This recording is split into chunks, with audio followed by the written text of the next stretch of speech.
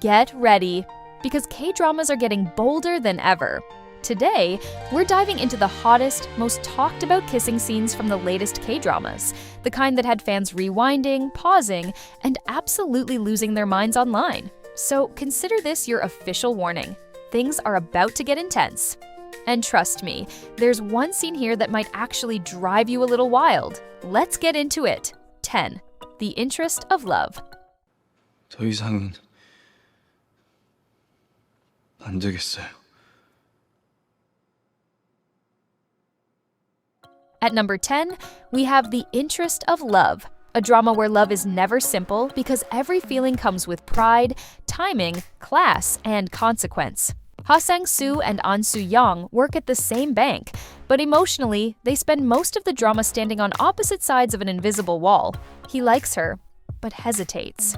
She likes him, but protects herself. And by the time they both realize the feeling is real, they have already made choices that make everything painfully complicated. That is why their episode 10 ice rink kiss feels so forbidden. Sang-soo is already with Mi-kyung, Soo-young is already with Jong-hyun. On paper, they should be moving on, but emotionally, they are still trapped in each other. So when Soo-young skates toward him and nearly slips, Sang-soo catches her, and suddenly all that distance disappears. They lock eyes, and he finally admits he cannot hide his feelings anymore. Then he kisses her. At first, Soo-young is caught off guard, but only for a second, because when she kisses him back, it becomes clear this was never one-sided. She wants him too. And that is what makes the scene so heated. It is not a sweet little romance moment. It is two people giving in after episodes of tension, jealousy, restraint, and denial. They know this kiss could destroy the fragile lives they are pretending to maintain. But right there on the ice, they stop caring and let the truth take over. 9. See You in My 19th Life. 아팠겠다. 혹시 나 여기 칼, 화살 이런 거 맞았나? At number 9, we have See You in My 19th Life, a fantasy romance where love does not just survive distance, it survives death, memory, and reincarnation. Shin Hye-soon plays Ban Ji-yoon, a woman who remembers every single one of her past lives. In her 18th life, she was Yoon Ju-won, a young girl who shared a beautiful bond with Moon Seo-ha before her life was cut short in a tragic accident. But Ji-yoon remembers him. Even after being reborn, even after growing up as someone else, Seo-ha remains the person she wants to find again. So in her 19th life, she walks back into his world, bold, fearless, and already carrying a love story he does not even know they shared. That is what makes their episode 7 kiss so charming. Seo-ha is still guarded and careful, still trying to understand why Ji-yoon feels so familiar. Then he gives her a small kiss, almost like he is testing the waters. But Ji-yoon is not the type to settle for a shy little peck. She basically teaches him that if he is going to kiss her, he should really kiss her. And then she does it herself. It is playful, confident, and surprisingly steamy because Ji-yoon takes control without hesitation. Seo-ha is caught off guard, but he does not pull away. Instead, the kiss becomes the moment where her lifetimes of longing finally meet his slowly opening heart. 8. Genie. Make a wish. 여긴 캄캄하니까 좀 덜 보이나? 내가 감정이 없는 거. 그런 맥락에서 난 네가 좋아. 아니, 그렇게 막 훅 들어오지 좀 말고. At number 8, we have Genie. Make a wish. A fantasy romance where love begins with a lamp, 3 wishes, and one very dangerous supernatural man. Kim Woo-bin plays Iblis, a genie who has been sealed away for nearly 1,000 years. But do not expect the sweet, harmless, wish-granting type. Iblis is dramatic, seductive, chaotic, and dangerously charming. He does not just grant wishes, he tempts people with them. Then he meets Ki Ka-young, played by Bae Suzy, and suddenly, the game is not so easy anymore. Ka-young is emotionally detached, blunt, and almost impossible to impress. She is not the kind of woman who trembles in front of a supernatural being. She does not give Iblis the reactions he expects. And that makes her fascinating. Their relationship starts with a magical contract, but the real spark comes from the fact that they are complete opposites. He is supposed to be the one testing her. But the more time they spend together, the more Ka-young becomes the one person who tests him. That is why their Namsan Tower kiss feels so addictive. Iblis brings Ka-young to see the stars, with Seoul glowing beneath them, and the night wrapped around them like a confession waiting to happen. But instead of acting shy, Ka-young points out that this would be the ideal time for a kiss. And honestly, that is so perfectly her. She does not beg for it. She does not blush her way into it. She almost dares the moment to become what it already wants to be. And Iblis takes the dare. When he kisses her, the whole moment becomes charged because this is not just a normal couple under the stars. He is a supernatural being tied to wishes, temptation, and danger. She is the one human who keeps making him lose control. That is what makes the kiss so good. It is playful, but there is danger underneath it. Romantic, but not completely innocent. Like two people stepping into a feeling they probably should not trust. And doing it anyway. 7. Dear Hongrang. 살면서 이렇게 여유롭게 별을 본 적이 없었는데. At number 7, we have Dear Hongrang. And this is not your light, fluffy, accidental kiss under the moonlight kind of romance. The drama follows Jae-yi, a woman who has spent years searching for the truth behind her missing younger half-brother, Hongrang. Then one day, a grown man returns claiming to be him. But from the moment he appears, something feels off.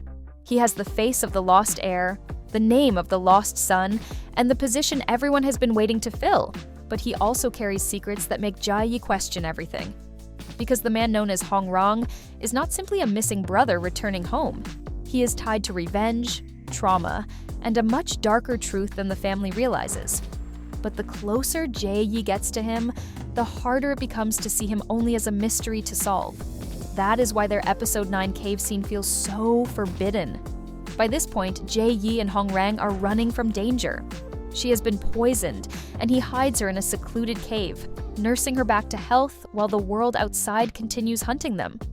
And inside that cave, everything changes.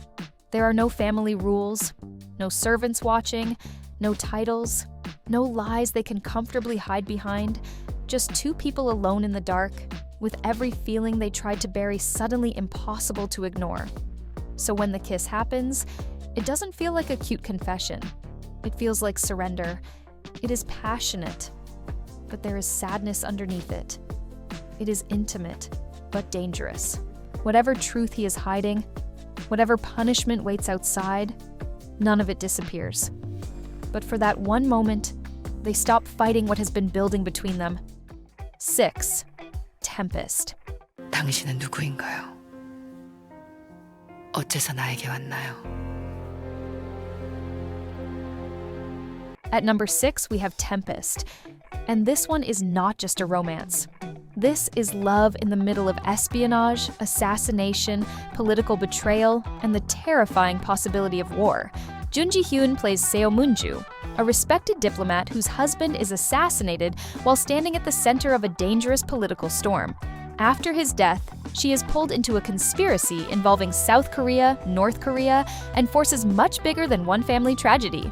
And beside her is Paik Sun-ho, played by Gang Dong-won, an elite mercenary and bodyguard whose past is so mysterious, even trusting him feels like a risk. That is what makes their romance so dangerous. Seon-ho protects her, but he is not easy to read. Moon-ju needs him, but she cannot fully trust him. And yet, every time they survive another threat together, the line between duty and desire gets thinner. By episode 6, that tension finally takes over. The world around them is on the edge of disaster. And in the middle of it all, Seon-ho stops pretending survival is enough. He tells Moon-ju he wants to run away with her.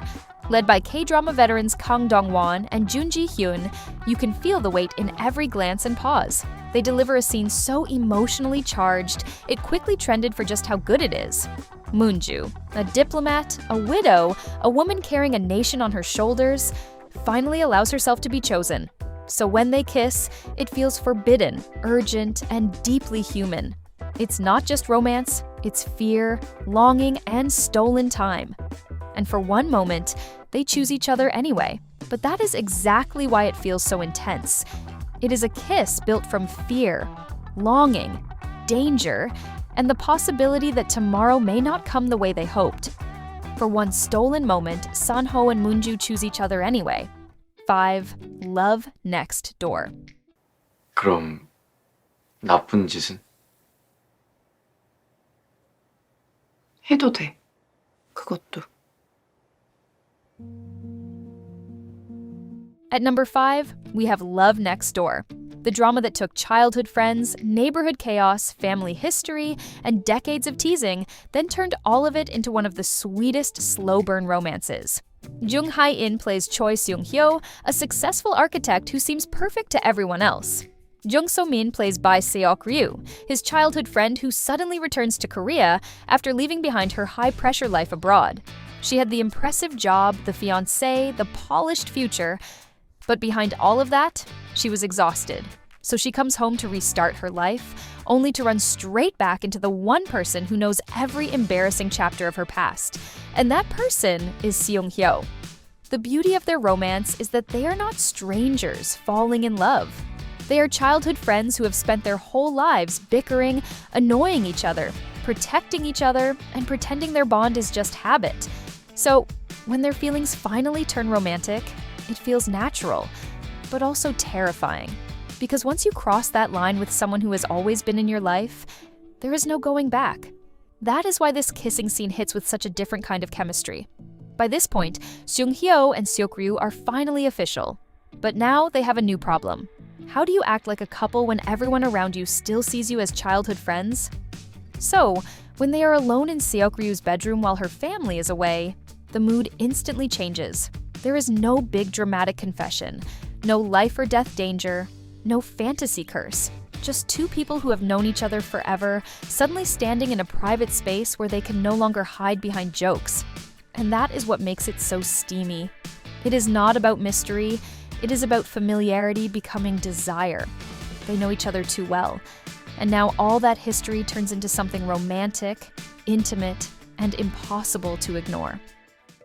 4. Can this love be translated? 어떡하죠? 그러게요. 어쩔까요?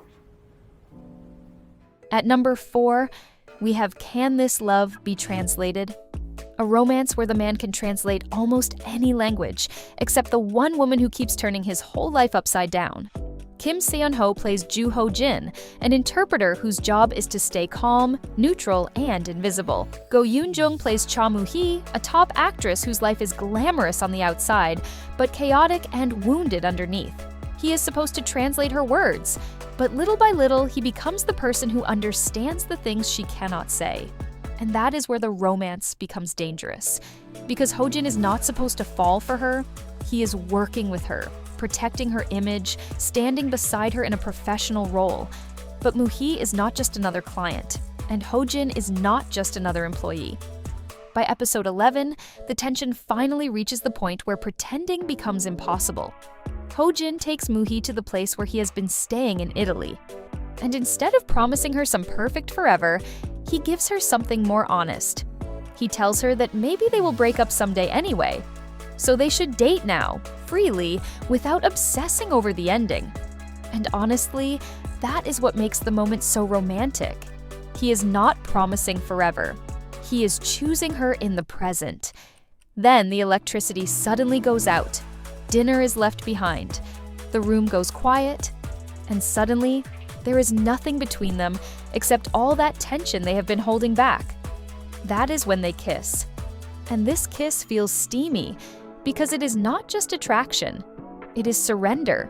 Ho-jin, who is usually so controlled, finally lets himself want her openly. Moo-hee, who has been terrified of happiness, finally lets herself stay. For once, love does not need to be translated. They both understand exactly what this kiss means. 3. Dynamite Kiss. 오케이. 물론 공짜로 달라는 거 아니에요. 제가 추가 보수는 확실하게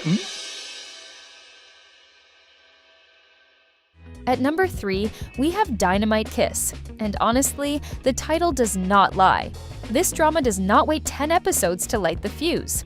It throws the leads into chaos right from episode 1. Youn-jung plays Kdrama, a woman whose life is quietly falling apart. She is broke, exhausted, carrying family debt, and trying to survive a world that keeps asking her to be stronger than she feels. Then she ends up in Jeju, emotionally overwhelmed and completely not ready for romance. That is where she meets Gong Ji-hyuk, played by Jang Ki-young, a polished, controlled team leader who looks like the kind of man who has his entire life neatly organized. And then Darim crashes right into it. Their episode 1 kiss is so addictive because it feels like a mistake and a beginning at the same time. It happens fast, almost recklessly, with that cliffside romance energy where the setting is dramatic, the emotions are high, and neither of them has enough time to overthink what they are doing. 1 second, they are caught in tension and chaos. The next, the kiss happens. Sudden, bold, and literally explosive with fireworks behind them. And that is what makes it steamy. It is not a careful confession. It is not a polished romantic speech. It is impulse, chemistry, bad timing. 2 people getting swept into a moment before either of them can put up a defense. And yes, the other kisses between them are just as good, just as passionate, and just as intense. But this first kiss, this is the one that detonated everything. One of the hottest K-drama kisses recently. And definitely one way to start a drama. 2. Moon River. 내 어찌 너에게 화를 낼까? 나는 내 모든 분노에서 예외인 것을. 복수가 끝나면 너한테 말하려고 했는데. At number 2, we have Moon River. And episode 9 is where the romance finally stops whispering and starts burning. This drama follows Crown Prince Yi-kang and Park Dali, 2 people tied together by fate, danger, and a body-swapping secret. But this is not a simple palace romance. Yi-kang is a crown prince, which means his heart does not fully belong to him. Every choice he makes is watched. Every relationship can become political. And Dali, the woman he truly wants, is already caught in the dangerous web of palace suspicion. By episode 9, Yi-kang has reached the point where hiding his feelings is no longer possible. The palace may want him to marry Woo-hee. The left minister may be plotting in the background. Enemies may be circling Dali. But Yi-kang's heart is already decided, so he confesses. And that confession leads to a kiss. The kind that feels like a royal rebellion in miniature. Because for Yi-kang, kissing Dali is not just romance. It is defiance.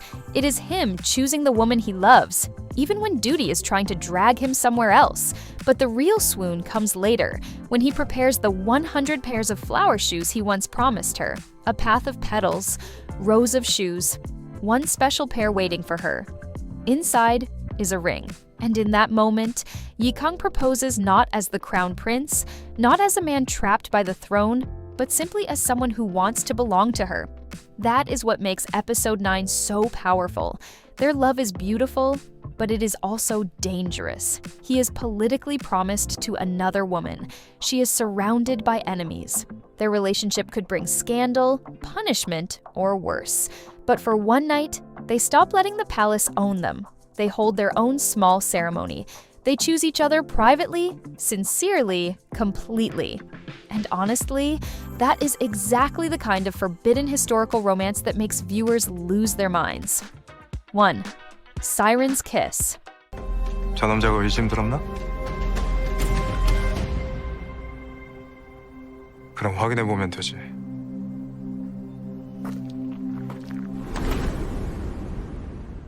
At number 1, we have Siren's Kiss. And honestly, this is exactly the kind of kiss that deserves the top spot because it is not just romantic. It is dangerous. Park Min-young plays Han Seo-la, a mysterious art auctioneer surrounded by rumors, suspicion, and the deaths of men who once loved her. Lee Ha-jun plays Cha Woo-seok, the insurance investigator digging into the case. So right away, this is not a normal love story. He is not supposed to fall for her. He is supposed to investigate her. But that is where the tension begins. Because the closer Woo-seok gets to Seo-la, the harder it becomes to see her as just a suspect. She is guarded, elegant and impossible to read, but behind that cold image is a woman carrying pain and secrets. Woo-seok starts the story looking for the truth, but somewhere along the way, he becomes emotionally tangled in the very woman he should be keeping at a distance. And episode 5 is where that tension finally explodes. By this point, Seol-ah is also being watched by Baek Junbeom, a client whose interest in her has become way too personal. So when Woo-seok pulls Seol-ah close, it is already loaded. Junbeom is watching, Seol-ah is caught off guard. Woo-seok is supposed to be in control, but in that moment, control is exactly what he loses. And then he kisses her. That is why this kiss feels so steamy. It is not just attraction, it is suspicion turning into desire. It is an investigator kissing the woman he is supposed to be questioning. It is two people making everything messier, more dangerous, and harder to escape because the pull between them is already too strong. And the behind-the-scenes story makes it even better. Park Min-young later joked that Lee Ha-jun was basically a kiss newborn because he had only done a few kiss scenes before. But when filming actually started, she said she was genuinely flustered by how intensely he performed the scene. So, yes, on paper, Lee Ha-jun was the rookie. But on screen, he kissed like Cha Woo-seok had been holding back for 5 episodes and finally decided he was done pretending. And that wraps up our list. So, which one's your favorite? I'm still not over that Dynamite Kiss. Episode 1 really set the bar, and honestly, it's one of the best I've seen. What about you? Drop your pick in the comments. And while you're here, check out who's nominated at the Baeksang Arts Awards. Click the next video to find out.